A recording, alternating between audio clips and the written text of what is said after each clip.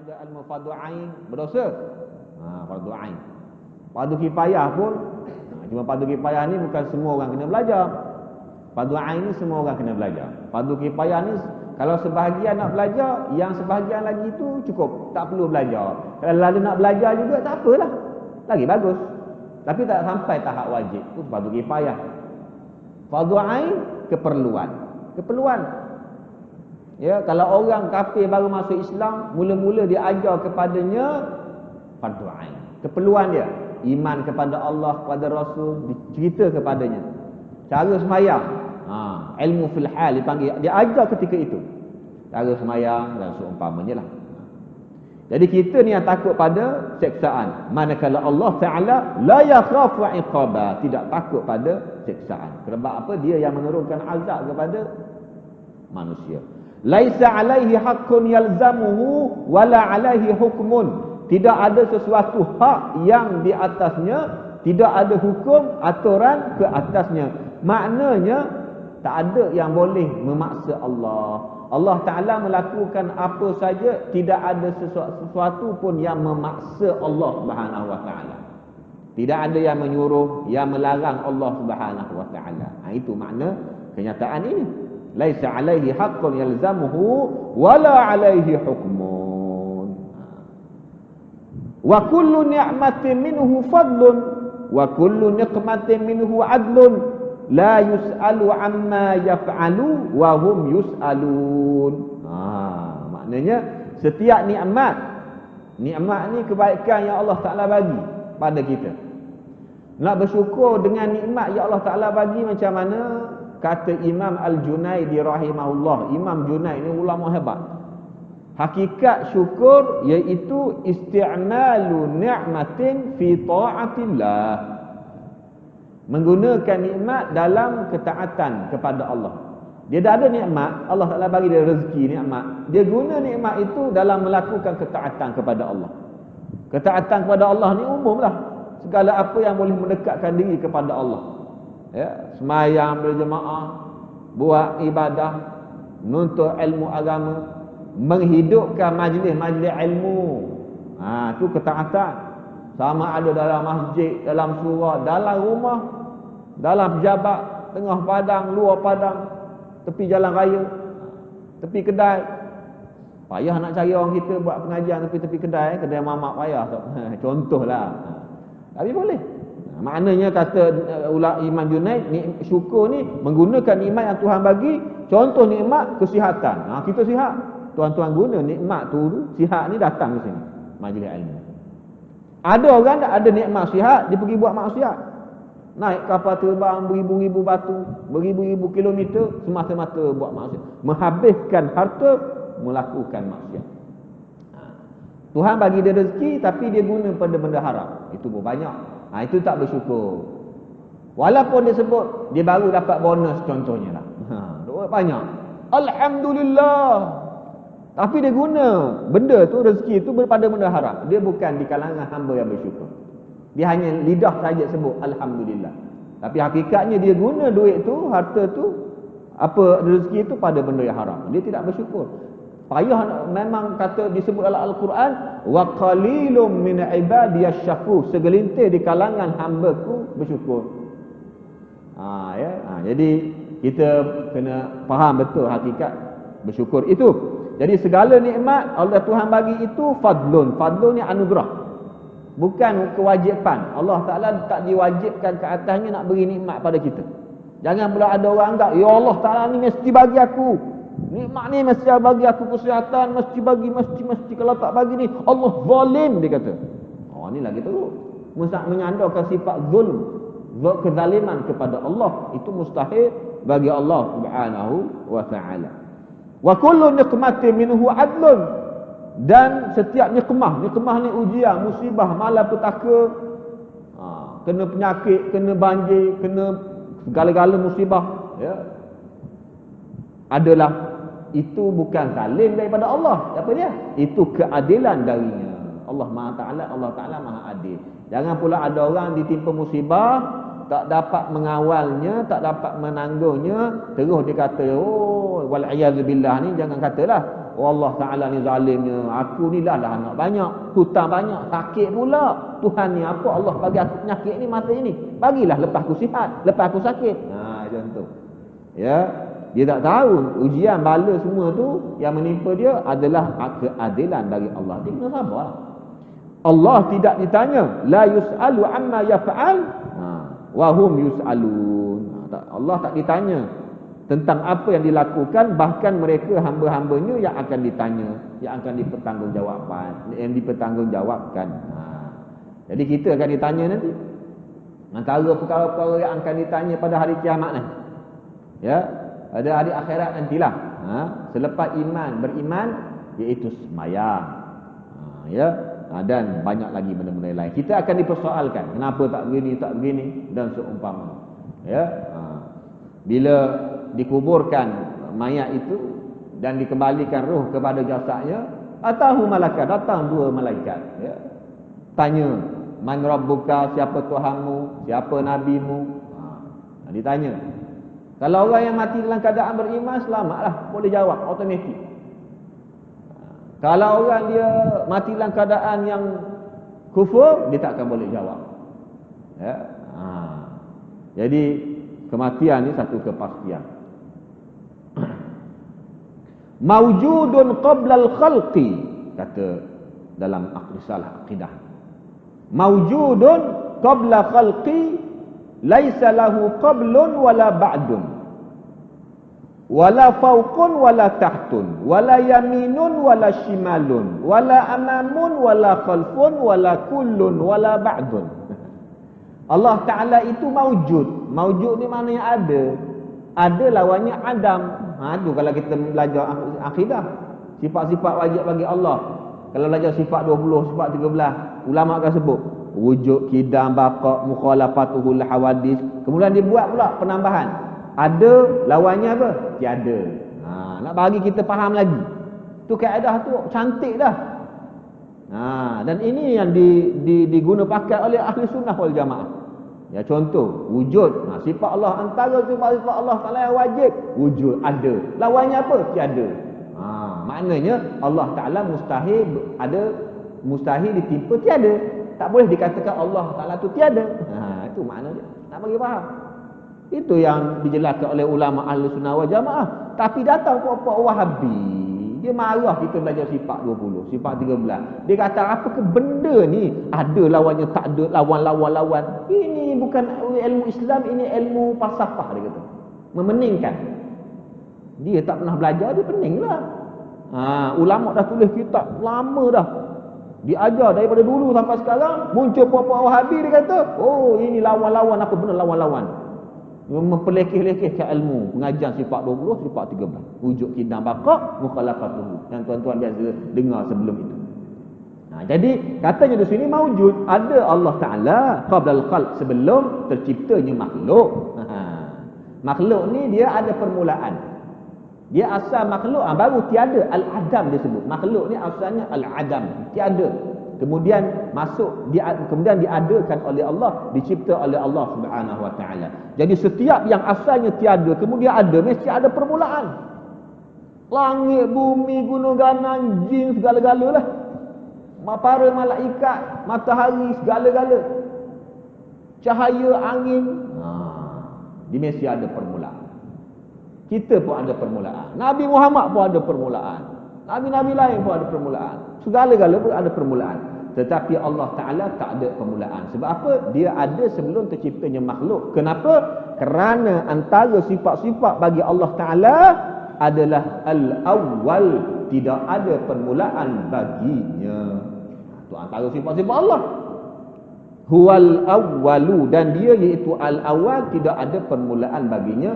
Wa huwal akhiru, dan dia al-akhir. Bukan maknanya berakhirnya Allah, tapi tak ada pengakhiran bagi Allah Subhanahu wa taala. Jadi tepatlah apa, memang tepat sekali apa yang dijelaskan oleh ulama Allah Taala ni, tak ada permulaan, tak ada pengakhiran, maka mustahil Allah Taala bertempat.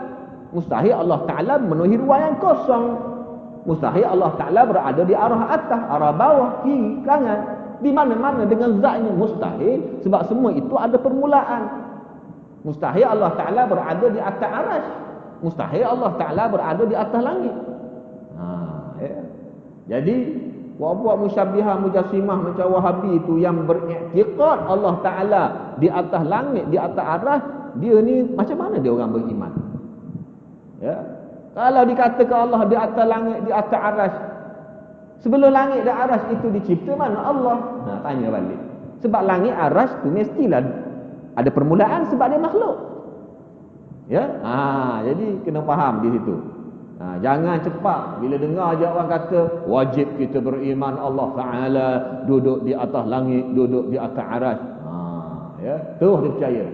Kena belajar ilmu ahli sunnah wal jamaah. Sebab itulah disebut di sini maujudun qablal khalqi, adanya Allah Ta'ala sebelum terciptanya makhluk. Makhluk ni selain daripada Allah makhluk lah. Manusia, jin, arasy, syurga, neraka, segala-galanya itu makhluk. Kemudian dijelaskan lagi, laisa lahu qablun wala ba'dun. Allah Ta'ala tiada baginya sebelum dan selepas. Kita ni ada, sebelum kita ada apa? Selepas kita ada apa? Ada. Kita ada sebelum, kita ada selepas. Allah Ta'ala tidak ada sebelum, tidak ada selepas. Tidak berada wala fauqun, tidak berada di arah atas. Wala fauqun. Maknanya bukan di atas langit, bukan di atas arasy. Ya, puak-puak Wahabi tu dia selalu kata macam ni. Sebenarnya di atas arasy tu dia ada satu tempat yang disebut al-adami, tempat yang tidak diketahui, tidak ada tempat. Pening, tempat tidak ada tempat. Itulah Allah di situ. Dia ambil daripada sumber mana tak tahu. Kita buka kitab ulama tak ada. Yang hanya sebut benda ini falsafah-falsafah yang kufur, yang khayal, bayang Allah Ta'ala begini. Akhirnya dia kata apa? Arasy tu tempat paling tinggi. Atas arasy tu dia ada satu tempat dipanggil al-makanul adami, tempat tiada. Situlah Allah. Budak kecil dengar tak faham, orang tua dengar pun tak pening.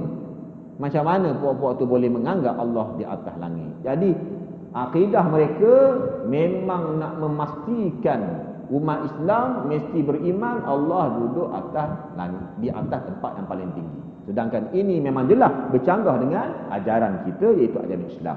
Jadi dikata tadi, disebut tadi wala fauqun wala tahtun, tidak di atas dan tidak berada di arah atas dan juga bawah. Jelaslah. Wala yamin wala shimal, tidak kanan, tidak kiri. Wala amam, tidak depan.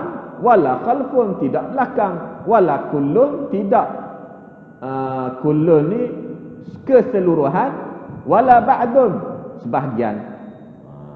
Kullun tu keseluruhan, ba'dun tu sebahagian. Jadi semua tu mustahil bagi Allah Subhanahu wa taala. Dan inilah yang dijelaskan oleh alim ulama yang hidup di zaman salaf. Tuan-tuan biasa dengar Wahabi, selalu dia kata kami berakidah ahli salaf, kami salafi, Wahabi salafi. Tapi bila kita tengok akidah ulama salaf, jauh berbeza dengan akidah puak-puak Wahabi. Imam besar ulama salaf, iaitu Imam At-Tahawi rahimahullah, dalam risalah akidahnya yang berjudul Al-Aqidatut Tahawiyah, yang mana beliau menyebut risalah itu adalah bayanu aqidati ahli sunnati wal jamaah. Risalah akidah ini adalah bayan yakni penjelasan akidah ahli sunnah wal jamaah. Antara yang beliau sebut dalam risalah itu berkaitan dengan Allah Ta'ala, la tahwihil jihatus sittu kasairil mubtada'at. Allah Ta'ala tidak diliputi al-jihatus sittu. Al-jihad ni arah depan, arah 6. Arah 6 ni depan, belakang, kiri, kanan, atas, bawah. Allah Ta'ala tidak diliputi arah. Ini imam besar ulama salaf. La tahwil jihatus situ. Kasairil mubtada'at, bukan seperti makhluk. Makhluk mesti diliputi 6 arah. Macam kita. Kita duduklah dekat mana-mana mesti ada depan, ada belakang, ada kiri, ada kanan, ada atas, ada bawah. Betul tak? Ada tak? Pernah tak tuan-tuan tiba-tiba satu masa tak ada arah? Depan tak ada. Belakang tak ada. Ada tak pernah berlaku macam tu? Itu memang dah meninggal dunia lah tu. Tapi kebiasaan kita pergi mana lah, dalam masjid ke, dalam kereta ke, beribadah tengah gunung, dalam gua mana ke, pergi naik kereta jalan raya mana kita pergi, mesti ada depan, ada belakang, ada kiri, ada kanan, ada atas, ada bawah. Mesti ada. Tapi Allah Ta'ala tidak begitu, kata ulama salaf. Ini akidah salafi. Tapi datang puak-puak Wahabi yang mendakwa kami salafi, dia kata Allah di atas langit. Bercanggahlah dengan ulama tadi. Kerana itulah ada sebahagian ulama menyebut diharamkan sama sekali selepas diketahui akidah Wahabi itu memang bercanggah dengan akidah ulama salaf, diharamkan, mana tak boleh menamakan mereka dengan salafiyah. Sebab apa? Akidah Wahabi dengan salafi berbeza. Ada sebagian ulama kata tak boleh sebut. Jadi kena faham elok istilah salafi, Wahabi. Tapi cuma yang sekarang ni yang sahabat-sahabat kita sebut Wahabi salafi itu, mungkin maksudnya Wahabi yang berselindung dengan nama salafi. Bukan maknanya akidah Wahabi itu sama dengan salafi. Tapi seelok-eloknya tak payah sebut. Kita kena jelas. Wahabi dengan salafi ni jauh, langit dan bumi, jauh. Sebab akidah dia berbeza. Macam mana kita boleh menamakan orang kafir itu sebagai orang Muslim? Kita tahu dia kafir. Bukan menyembah Allah Ta'ala, sembah berhala, sembah lembu, sembah kambing, sembah orang, contoh. Kemudian kita kata ini orang Islam. Tak boleh. Tak boleh. Begitu juga dengan isu ini. Jadi kata ulama, ada sebagai ulama menyebutlah, selepas diketahui Wahabi dengan salafi ini berbeza, maka tak boleh dinamakan Wahabi itu salafi. Salafi ni nisbah kepada tadilah kurun yang ketiga. Ada orang dia kata yang tepat salafi. Jadi itu gurauan tuan-tuan dia. Itu bahaya fahaman ini. Jadi Allah Ta'ala tak ada atas, tak ada bawah, tak ada kiri, tak ada kanan. Ini disebut dalam risalah ulama salaf. Antaranya Al-Imam Al-Tahawi rahimahullah. Jadi makhluk yang ada depan, ada belakang, ada kiri, ada atas. Ada kiri, kanan, atas, bawah. Tetapi Allah Ta'ala bukan sedemikian. Tidak ada permulaan, tidak ada pengakhiran. Dan hadis yang menyebut bahawa Nabi SAW berdoa, Allahumma anta zahir falaysa fawqaka syai wa antal batin falaysa dunaka syai. Ya Allah, engkau az-zahir. Antara sifat-sifat Allah Ta'ala az-zahir. Apa makna az-zahir? Iaitu tak ada makhluk di atasmu. Dan engkau al-batin, ya Allah, tidak ada makhluk di bawahmu. Ini hadis yang sahih. Maka ulama-ulama ahli sunnah wal jamaah pun mensyarah hadis ini. Antaranya Al-Imam Al-Baihaqi rahimahullah. Imam Baihaqi ini ulama dalam mazhab Syafi'i dan juga dalam ilmu hadis. Dalam ilmu hadis beliau sampai martabat Al-Hafiz. Orang kita belajar bidang hadis sampai PhD. Habis orang kata habis ring dah.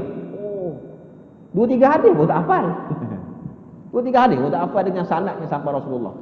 Tapi orang dulu bila mahir ilmu hadis, beribu-ribu hadis ni dalam kepala dia. Sahih Bukhari, Sahih Muslim. Bukan hafal hadis saja, hafal dengan sanad sekali. Satu hadis tu sanad dia sampai ke Rasulullah. Baru satu hadis. Dua hadis, ada yang kedua pula. Hadis perawi-perawi sekali. Kalau 1000 hadis, berapa ribu sanad? Berapa ribu perawi dia kena ingat. Satu persatu. An daripada.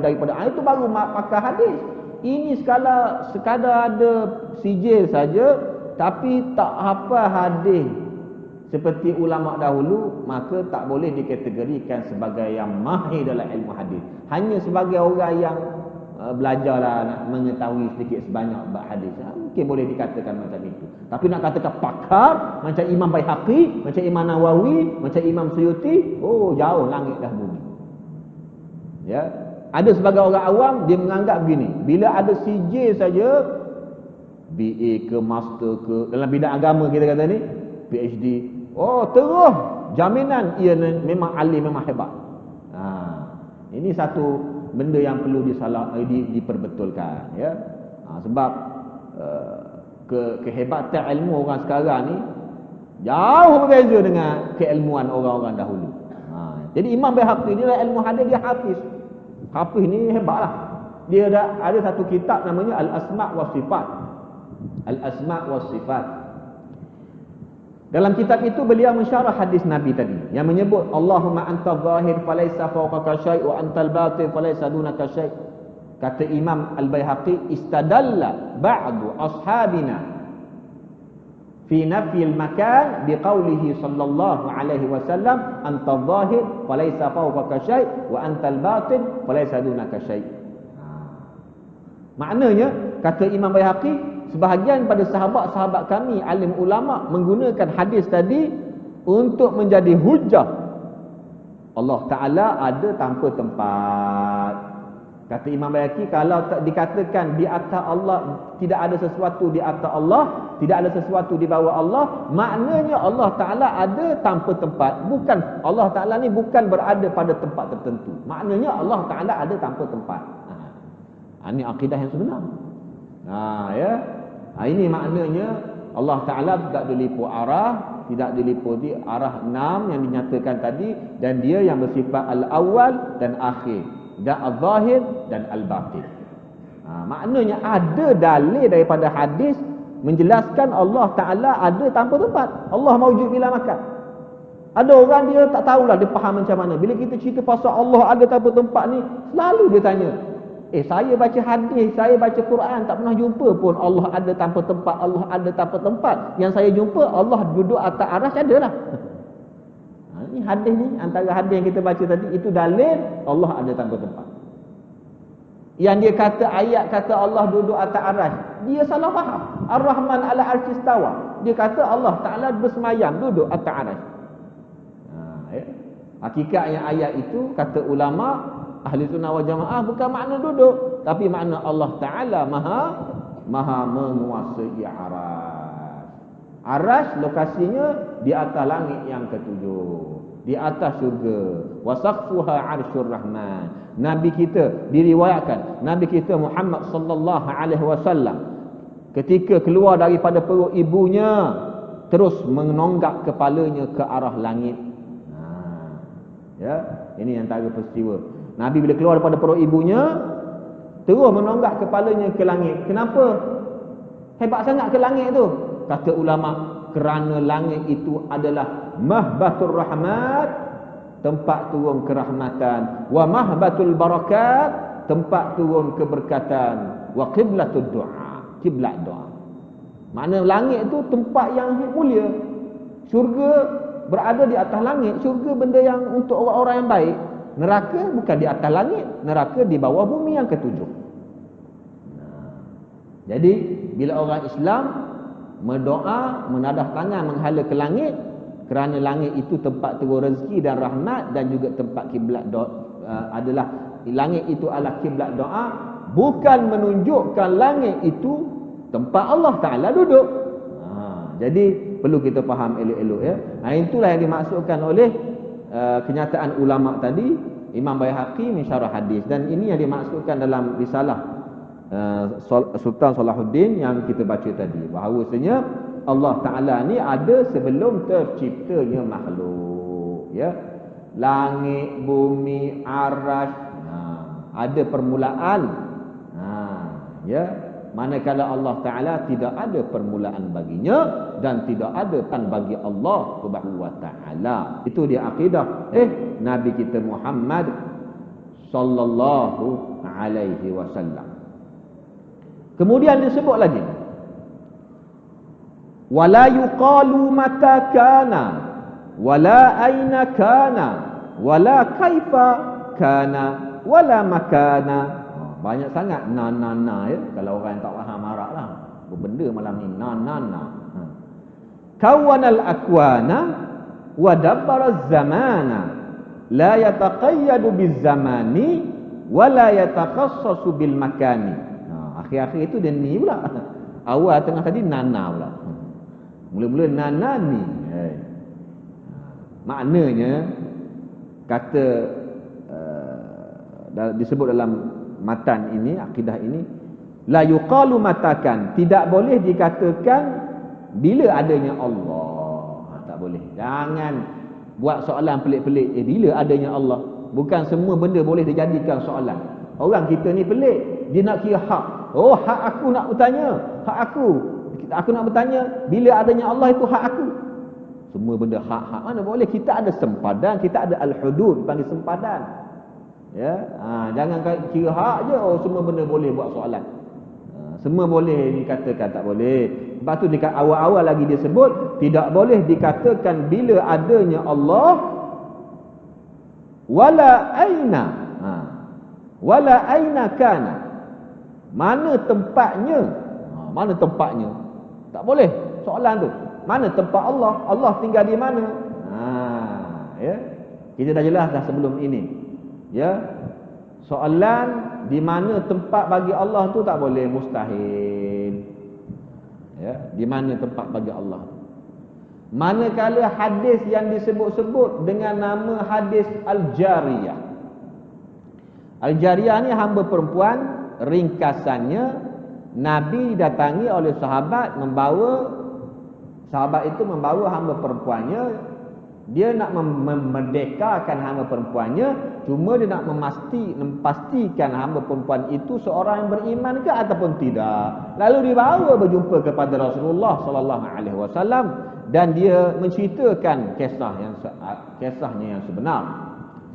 Maknanya sahabat tadi dia bawa hamba perempuannya, dia nak pastikan hamba perempuan tu orang Islam ke bukan Islam.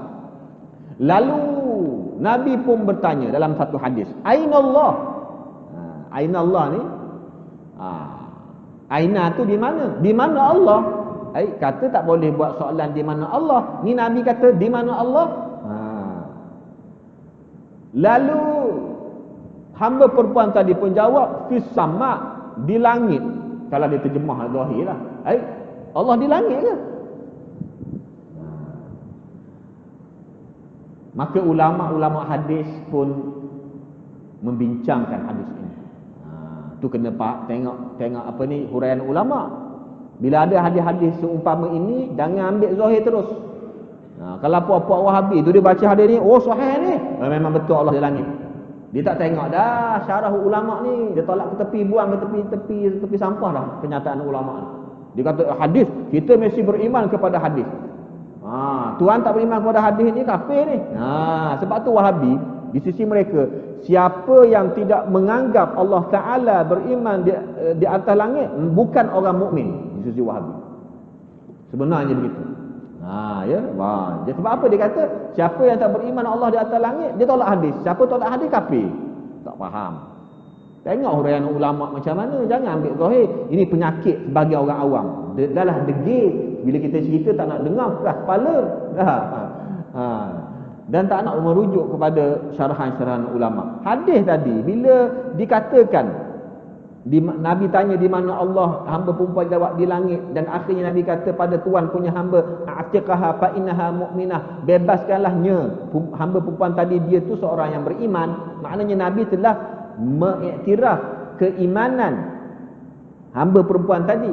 Kalau ambil secara zahir, maknanya Nabi telah mengiktiraf hamba perempuan itu sebagai seorang mukmin kerana hamba perempuan itu menganggap Allah Ta'ala berada di langit.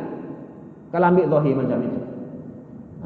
Jadi puak-puak tu dia cepat je ambil ni. Dia tak tengok dah huraian ulama. Kita tunjuk syarah-syarah ni, ke tepi. Kita kena hadis dulu. Utamakan hadis. Mula-mula Quran, kemudian hadis. Ulama selepas itu. Pandai pula. Puak-puak tu dia pusing-pusing tuan-tuan. Macam isu ni lah tuan-tuan, bermazhab Syafi'i. Kita ni berpegang mazhab Syafi'i. Dia orang ni ambil kata-kata Imam Syafi'i yang menyebut mafhumnya, kalau ada apa-apa kenyataan aku yang bertentangan dengan Quran dan hadis, kalian semua ambil kenyataan aku ini, buang ke dinding. Jangan ambil. Lalu dia kata, jadi kita boleh petikai mazhab-mazhab. Itu salah faham. Bukan begitu maksudnya. Nak menunjukkan Imam Syafi'i ini tidak maksum. Tapi mazhab Syafi'i itulah diiktiraf, boleh diamalkan. Puak-puak Wahabi dia tak terima mazhab ni. Buat apa kita ikut mazhab? Semaya ikut mazhab Syafi'i, ikutlah Nabi. Orang awam ikut, terpengaruhlah. Ceteknya ilmu orang zaman sekarang ni cepat terpengaruh dengan benda-benda seperti itu. Jadi hadis tadi kata ulama ada dua uraian secara ringkasnya.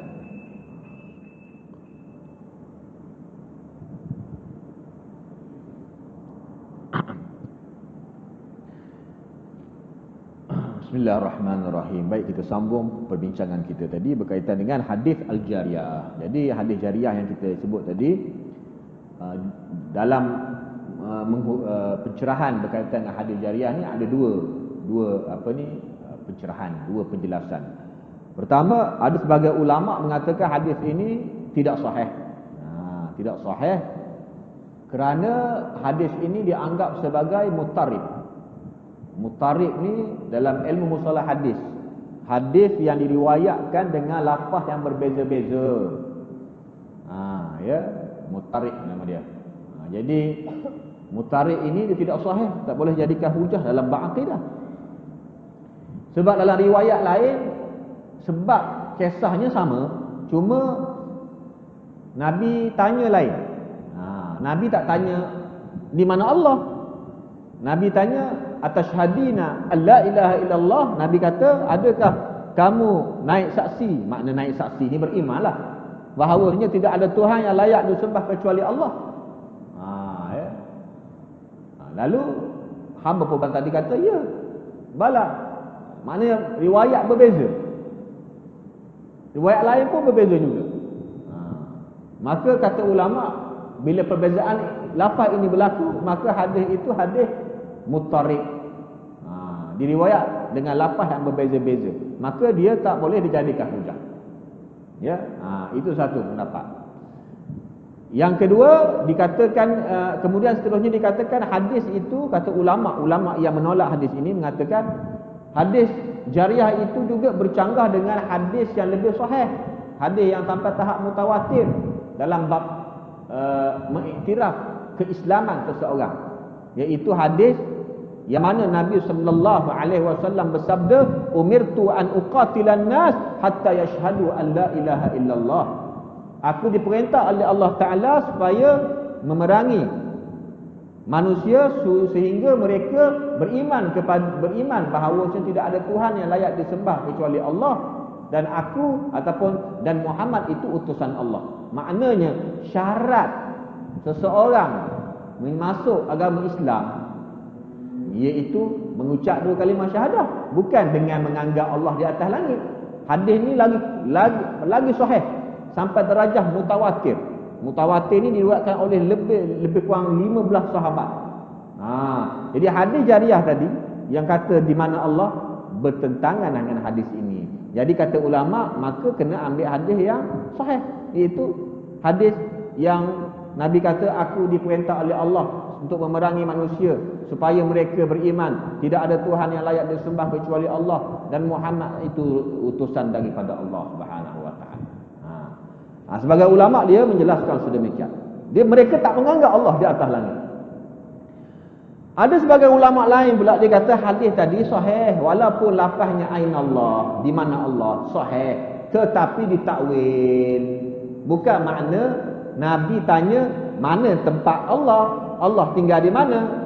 Sebab kebiasaannya bila ditanya di mana tu, mesti dia nak tahu tempat. Betul tak? Di mana tuan mengajar?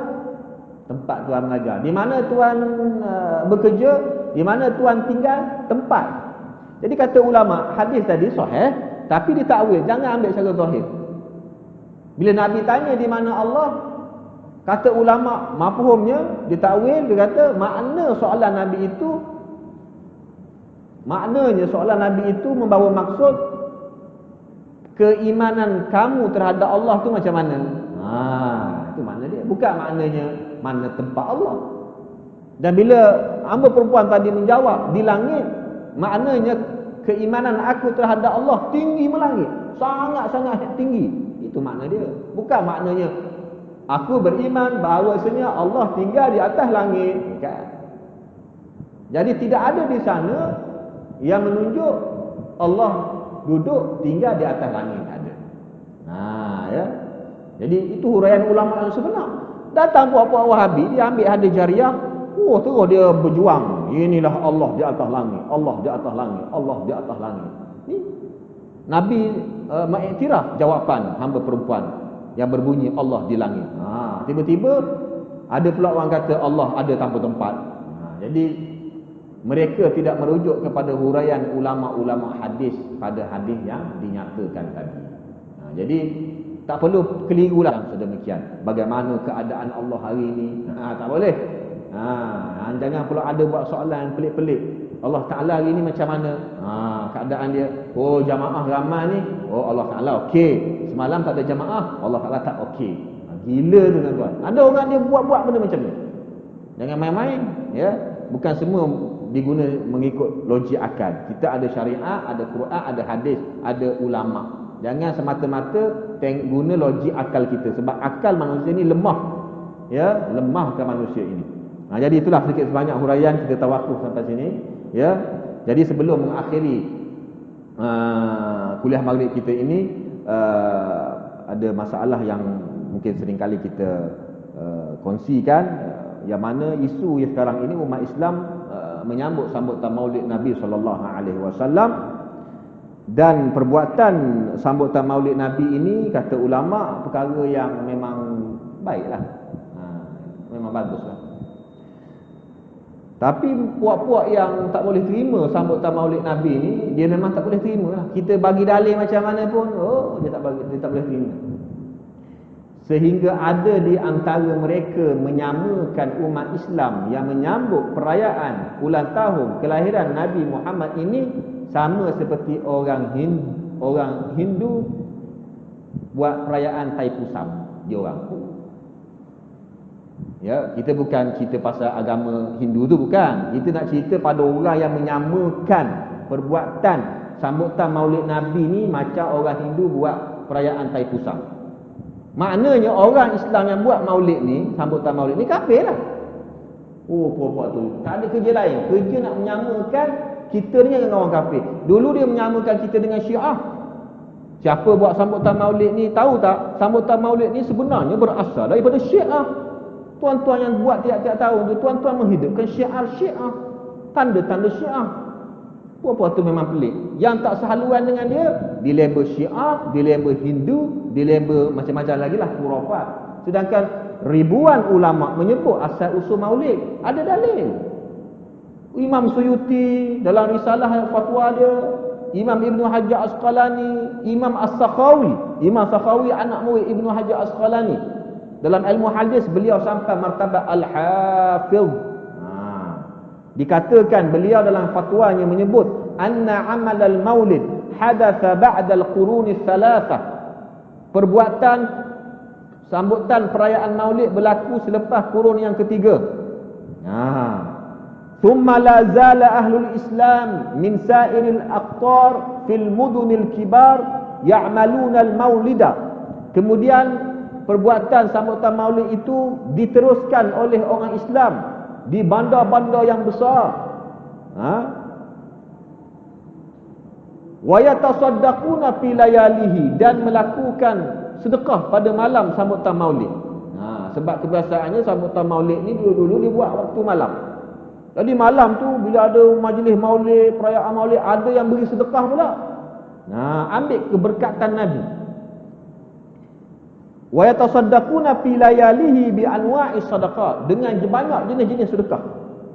Wa ya'tanuna bi qira'ati maulidihil karim, dan mereka dalam pengisian majlis maulid Nabi itu membaca sedikit sebanyak sejarah Nabi, tanda-tanda kehebatan Nabi, keajaiban-keajaiban berlaku ketika Nabi dilahirkan dan berkaitan dengannya. Secara ringkaslah. Jadi Imam Sakhawi kata ini satu perkara yang sangat baik dalam fatwa dia. Tiba-tiba ustaz ni muncul, maulid Nabi daripada Syiah. Imam Sakhawi ni ulama ahli sunnah wal jamaah yang hebat. Jangan terpengaruh dengan kenyataan yang mendakwa maulid Nabi ni berasal daripada Syiah. Yang seorang tu kata berasal daripada Syiah, seorang lagi pula perbuatan orang Islam buat sambutan Maulid ni sama dengan orang kafir sambut tai pusam. Dua-dua tu pening. Penyakit fitnah akhir zaman. Imam Sakhawi kata benda baik. Imam Ibn Hajar kata benda baik. Imam Suyuti pun ditanya permasalahan ini, hukum sambutan Maulid ni. Boleh ke tak boleh? Kata Imam Suyuti, bila diteliti pengisian perayaan majlis sambutan Maulid Nabi ni, berkumpulnya manusia. Ya, ilmu akidah ni perisai bagi kita. Ya, pergilah kat mana-mana kita kebal kalau ada ilmu akidah. Kalau tak ada ilmu akidah, tak payah pergi mana-mana, dalam rumah pun hanya. Ya.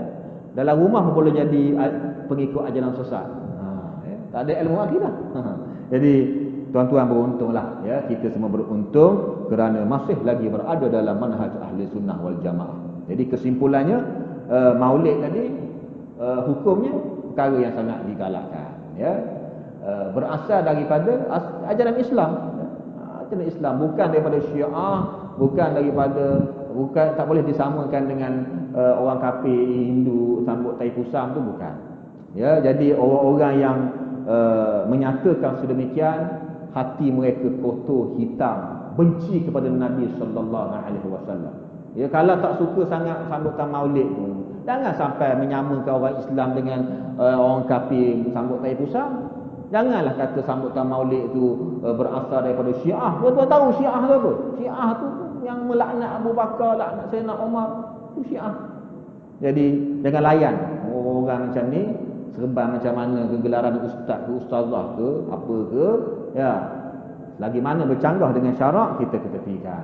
Jadi semoga Allah Taala merahmati umat Islam. Dan apa yang kita jelaskan sebelum tadi, bahawasanya akidah Islam adalah Allah ada tanpa tempat. Sebelum terciptanya makhluk, Allah Taala sedia kala ada, maknanya adanya Allah Taala tanpa permulaan. Syurga ada permulaannya, Arasy ada permulaannya, langit ada permulaannya, Allah Ta'ala tidak ada permulaan. Maka mustahil Allah Ta'ala duduk atas langit, duduk atas Arasy. Itulah akidah dibawa oleh Nabi kita Muhammad sallallahu alaihi wasallam. Jadi sempena umat Islam memperingati ulang tahun kelahiran Nabi kita Muhammad sallallahu alaihi wasallam, sama-sama juga kita mempertingkatkan lagi kepahaman kita terhadap akidah yang dibawa oleh Nabi kita Muhammad sallallahu alaihi wasallam. Sama-sama kita tutup majlis kita ini dengan ungkapan, Ustaz akan sebut, semua ikut belakang Ustaz, ya. Allahu buat lagi, orang Ulu Kelang ni gagah perkasa. Allahu maujudun bila makan. Allah ada tanpa tempat. Itulah akidah Nabi kita Muhammad sallallahu alaihi wasallam. Kita tutup dengan bacaan tasbih al-kifarah dan surah al-'asr. Subhanakallah wa bihamdika asyhadu an la ilaha illa anta astaghfiruka wa atubu ilaik. A'udzu billahi minasy syaithanir rajim. Bismillahirrahmanirrahim. Wal 'asr innal insana lafi khusrin illa alladhina amanu wa 'amilus shalihat wa tawasaw bil haqqi wa tawasaw bis sabr. Rabbana